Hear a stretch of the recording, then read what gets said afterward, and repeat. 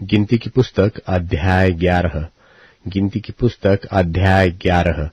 इस्राएलियों का कुड़कुड़ाना और इसका दंड भोगना।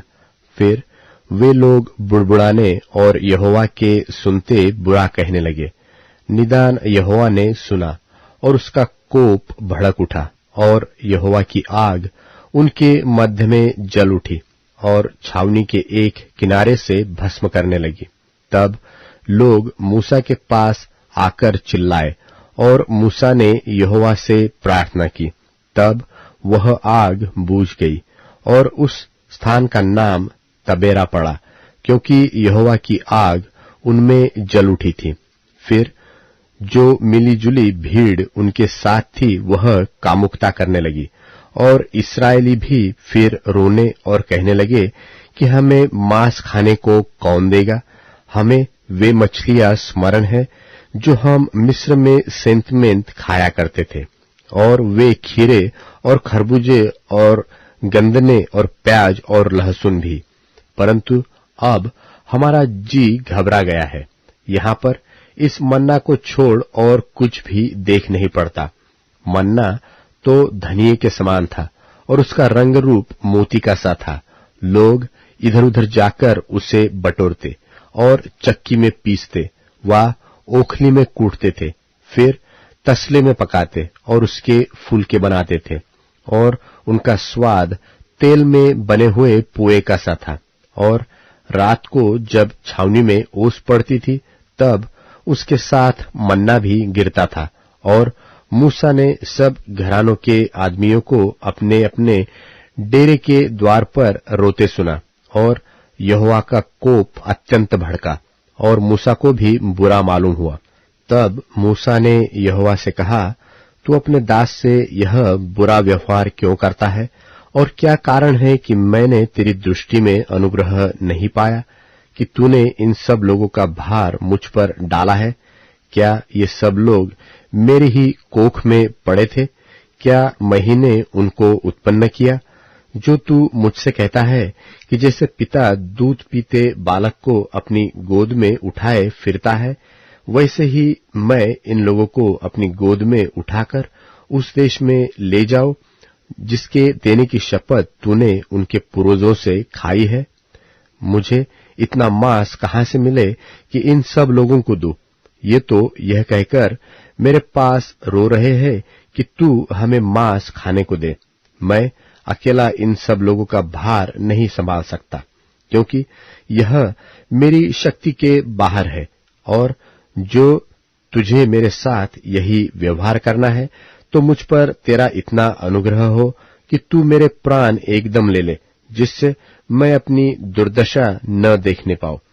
यहोवा ने मूसा से कहा, इस्राएली पुरनियों में से 70 ऐसे पुरुष मेरे पास इकट्ठे कर, जिनको तू जानता है कि वे प्रजा के पुरनिये और उनके सरदार है, और मिलाप वाले तंबू के पास ले आ कि वे तेरे साथ यहां खड़े हो।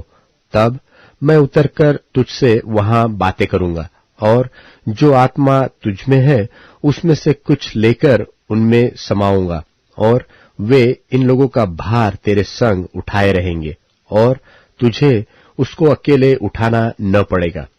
और लोगों से कह, कल के लिए अपने आप को पवित्र करो, तब तुम्हें मांस खाने को मिलेगा, क्योंकि तुम यहोवा के सुनते हुए यह कहकर रो रहे हो कि हम मांस खाने को कौन देगा, हमें मांस खाने को कौन देगा, हम मिस्र ही में भले थे।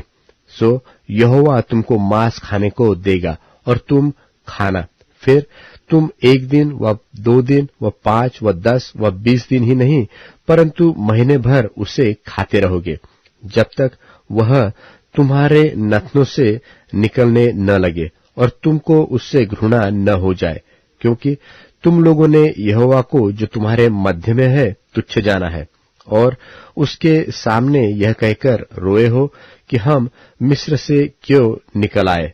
फिर मूसा ने कहा, जिन लोगों के बीच में मैं हूं उनमें से 6 लाख 2 प्यादे ही है, और तूने कहा है कि मैं उन्हें इतना मांस दूंगा कि वे महीने भर उसे खाते ही रहेंगे।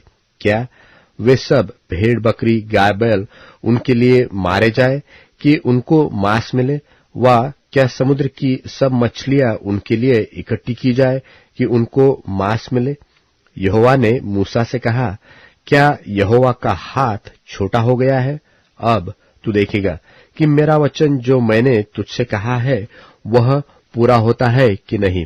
तब मूसा ने बाहर जाकर प्रजा के लोगों को यहोवा की बातें कह सुनाई और उनके पुरनियों में से 70 पुरुष इकट्ठे करके तंबू के चारों ओर खड़े किए। तब यहोवा बादल में होकर उतरा और उसने मूसा से बातें की, और जो आत्मा उसमें थी उसमें से लेकर उन 70 पुरनियों में समवा दिया। और जब वह आत्मा उनमें आई तब वे नबूवत करने लगे, परंतु फिर और कभी न की। परंतु 2 मनुष्य छावनी में रह गए थे, जिनमें से एक का नाम एल्दाद और दूसरे का मेदाद था। उनमें भी आत्मा आई। ये भी उन्हीं में से थे जिनका नाम लिख लिए गए थे, पर तंबू के पास न गए थे, और वे छावनी ही में नबूवत करने लगे। तब किसी जवान ने दौड़कर मूसा को बतलाया कि एल्दाद और मेदाद छावनी में नबूवत कर रहे हैं। तब नून का पुत्र यहोशू, जो मूसा का टहलुआ और उसके चुने हुए वीरों में से था, उसने मूसा से कहा, हे मेरे स्वामी मूसा, उनको रोक दे। मूसा ने उससे कहा, क्या तू मेरे कारण जलता है?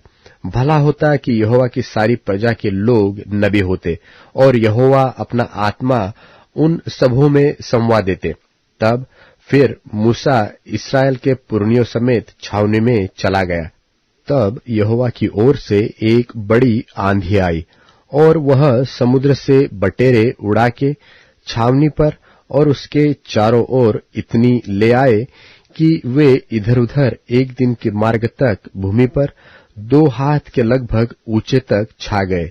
और लोगों ने उठकर उस दिन भर और रात भर और दूसरे दिन भी दिन भर बटोरों को बटोरते रहे।